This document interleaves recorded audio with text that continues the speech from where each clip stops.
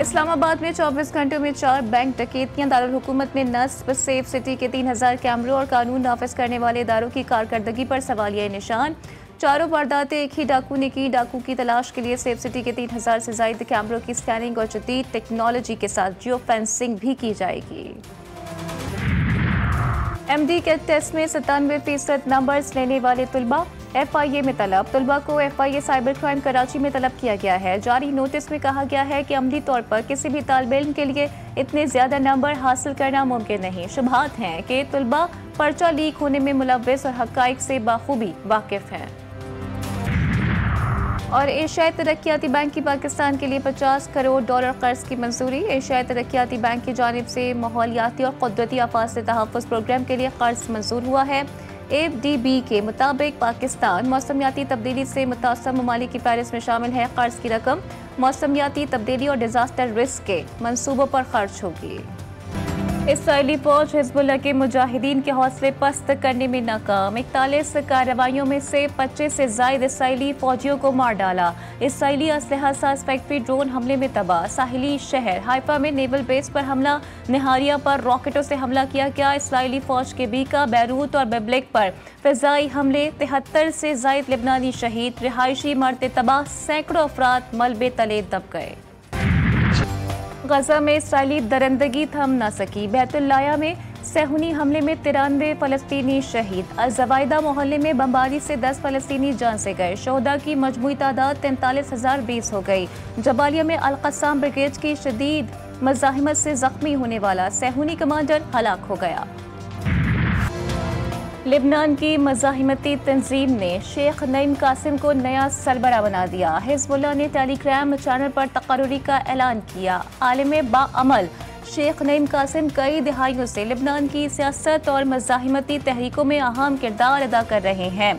इमाम मूसा सदर की सियासी और अस्करी तंजीम अमल में भी शामिल रहे। हिजबुल्लाह के नए सरबरा मुतादिद किताबों के मुसन्निफ हैं। शेख नईम कासिम ने अपने पहले पैगाम में कहा कि शहीद हसन नसरुल्लाह के मिशन को जारी रखा जाएगा। अल-कुद्स की आज़ादी के लिए हिजबुल्लाह अपने फ़लस्तीनी भाइयों की हिमायत जारी रखेगी। मुजाहिदीन के हौसले चट्टानों की तरह मजबूत। दुश्मन पर मौत का खौफ तारी। जदीद और खतरनाक हथियारों से लैस बुज़दिल फौज दुम दबाकर भाग निकली। हिजबुल्लाह के मुजाहिदीन ने जमीनी लड़ाई में सेहूनी फौज को धूल चटा दी। इसराइली अफवाज की जनूबी लेबनान में मजीद फौजी ऑपरेशन की मुखालिफत। इसराइली फौज ने कहा कि हुकूमत जंग के बजाय सिफारती हल तलाश करे। हिजबुल्लाह के नए सरबराह शेख नईम कासिम ने 15 अक्टूबर को अपनी तकरीर में कहा था कि हमें एक पागल और खूनखार दरिंदे का सामना है जो इसके मकासद को रोकने वाली मज़ाहिमत को बर्दाश्त नहीं कर सकता। मैं आपको यकीन दिलाता हूँ कि हम इससे लगाम देंगे और उसे उसके दड़बे की तरफ लौटाएंगे। सेहूनी हुकूमत का फ़लस्तीनियों को भूखा प्यासा मारने का खौफनाक मंसूबा। इसराइली पार्लियामेंट ने इमदादी इदारे अनवरा पर पाबंदी लगाते हुए गजा में काम करने से रोक दिया। नए कवानीन की मंजूरी के बाद फ़लस्तीनी इलाकों में इमदाद का हुसूल नामुमकिन हो जाएगा। अमरीका, बरतानिया और जर्मनी की जानिब से इसराइली फैसले की मुखालिफत। अमरीकी महकमा खारजा को इसराइली इकदाम पर बयान देना पड़ा। तशवीश का इजहार। अक़वाम मुत्तहिदा के सेक्रेटरी जनरल एंटोनियो गुतेरेस ने कहा कि मकबूजा फ़लस्तीनी इलाके में फ़लस्तीनी पनाह गुज़ीरों के लिए तबाहकुन नताइज हो सकते हैं। बहिरा अरब और बहिरा अहमर में 3 सेहूनी तिजारती जहाज़ों पर हमला। यमनी फौज ने जदीद ड्रोन और मिसाइलों का इस्तेमाल किया। यमनी फौज ने बहिरा अहमर में मुटारो जहाज़, बहिरा अरब में मॉन्ट्रियल जहाज़ और बहिरा हिंद में मर्सी कोलोन नामी सेहूनी जहाज़ को भी निशाना बनाया। यमनी फौज ने इसराइल के ज़ेर कब्जा अस्कलान शहर में सनती जोन में ड्रोन दाग दिए। लेबनान और गजा के लिए 18वीं इमदादी खेप रवाना। तर्जुमान NDMA के मुताबिक वज़ीर आज़म की हिदायत पर इमदादी सामान की खेप इस्लामाबाद इंटरनेशनल एयरपोर्ट से रवाना की गई। सर्दी से बचाव के लिए खैमे और कम्बल समेत 95 टन इमदादी सामान शामिल। NDMA लेबनान और गजा के लिए मजमूई तौर पर 1705 टन इमदादी सामान भिजवा चुका है।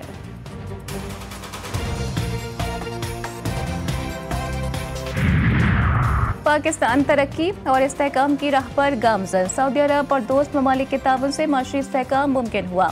वज़ीर आज़म शहबाज शरीफ का रियाद में कॉन्फ्रेंस से खिताब, कहा सऊदी अरब समेत आलमी शराकतदारों के ताउन से तरक्की आगे बढ़ाएंगे, मिलकर ही मुश्तरका मुस्तकबिल और तरक्की की मनाजिल हासिल कर सकते हैं। वज़ीर आज़म ने कॉन्फ्रेंस के इनेकाद पर सऊदी फरमारवा और वली अहद को मुबारकबाद भी पेश की।